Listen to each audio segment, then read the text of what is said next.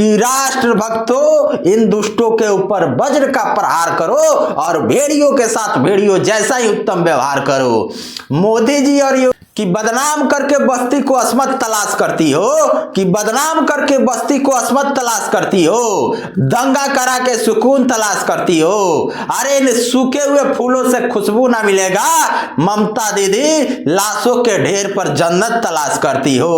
अब की बार बंगाल में भाजपा सरकार, क्योंकि बंगाल की जनता कह रही है आमी मोदी चाहिए, ना ममता चाहिए, ना टीएमसी चाहिए, आमी मोदी चाहिए। और जिस तरीके से बंगाल में रोहिंग्या घुसपैठिया ममता बनर्जी का एक बहुत बड़ा वोट बैंक था, एसआईआर का जिस तरीके से ममता दीदी विरोध कर रही थी, इलेक्शन कमीशन ने उनके कमर को तोड़ने का काम किया है और जितने भी फर्जी वोटर्स हैं उनका नाम काट करके एक बहुत महत्वपूर्ण काम किया है। और ये बंगाल के हिंदुओं के लिए अवसर है, क्योंकि इसके बाद अवसर नहीं मिलने वाला है। बंगाल में रोहिंग्या घुसपैठियों की आबादी इतनी बढ़ गई है कि आने वाले समय में उनको हटाना बहुत मुश्किल हो जाएगा। जिस तरीके से वो लोग बंगाल को काट करके बांग्लादेश में मिलाने की बात कर रहे हैं, इससे आप लोग समझ सकते हैं कि उनकी मानसिकता क्या है। इसलिए एकजुट होइए, साथ होइए और कहना चाहता हूं ताकत का एहसास कराइए, क्योंकि जब तक ताकत है आपके पास तभी तक ये दबे हुए हैं। नहीं तो बांग्लादेश में क्या हुआ याद है ना, अभी कुछ दिन पहले ही किस तरीके से एक हिंदू युवक को एक दलित हिंदू युवक को कैसे मॉब लिंचिंग करके घेर करके मार दिया गया। और भारत देश में रहने वाले दलितों के एक नेता के जुबान से उसके समर्थन में एक बात नहीं निकला। आप लोग समझ रहे हैं कि हमारे देश की राजनीति किस दिशा में जा रही है और हमारे देश में कितनी घिनौनी और गंदी राजनीति की जा रही है हिंदुओं के खिलाफ। ये षड्यंत्र है पूरे भारत में जिहाद को फैलाने के लिए और भारत को गजवाए हिंद करने के लिए।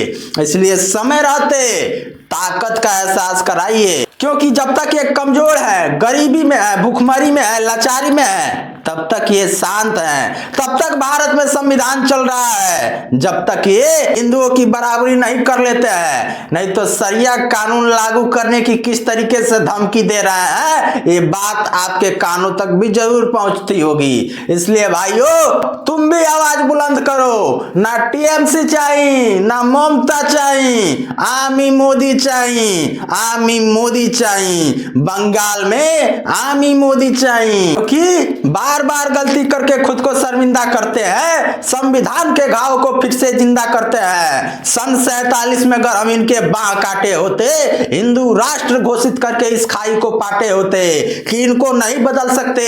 हम मक्कारी से खुददारी में, इनको तो खुशी मिलती है पाक परस्ती में, गद्दारी में। अरे इनको रौब ठाट दिखता है बस मुगलों के दरबारों में, पढ़ के मन विचलित होता है भारत के अखबारों में कि हत्या, लूट, बलात्कार से ही इनका नाता है। शुद्धता, सभ्य, संस्कारी परिवेश इनको नहीं भाता है कि हिंदुस्तान के धैर्य संयम को एक कायरता समझते हैं। ये सभ्यता के दानव बार बार उलझते हैं कि राष्ट्र भक्तों, इन दुष्टों के ऊपर वज्र का प्रहार करो और भेड़ियों के साथ भेड़ियों जैसा ही उत्तम व्यवहार करो।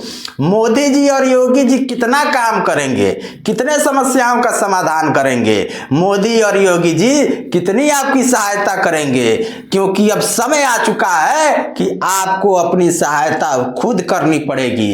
इसलिए एकजुट होकर के बंगाल में भारतीय जनता पार्टी की सरकार बनाइए और अपने ताकत का परिचय दीजिए। फिर देखिए कि कैसे रोहिंग्या घुसपैठियों को बंगाल में जो हिंदू देवी देवताओं पर पत्थर फेंकने का काम किया है, हिंदुओं को प्रताड़ित करने का काम किया है, उनको कैसे बंगाल में उल्टा लटका करके सारा हिसाब किताब किया जाता है भाइयों।